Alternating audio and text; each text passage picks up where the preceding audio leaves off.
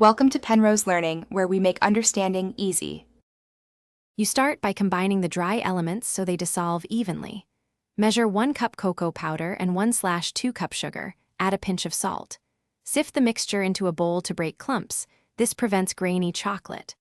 Once done, warm 1 cup liquid water or milk to about 60 to 70 degrees Celsius.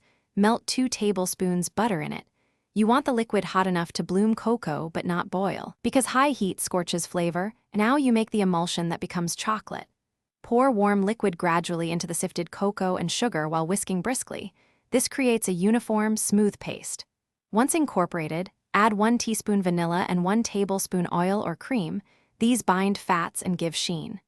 Transfer to low heat and simmer gently for 3 to 5 minutes, stirring constantly so sugar dissolves and the mix thickens. Make sure to scrape the edges. Uneven heating causes grainy spots. Finish by taking the pot off the heat and let the chocolate rest briefly. This stabilizes texture. If you want a spreadable paste, whisk in a little extra milk. For a firmer bar, pour into a mold and chill. Taste and adjust sweetness with honey or sugar in small increments.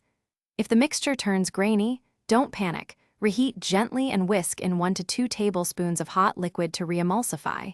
Then strain if needed to remove any stubborn bits.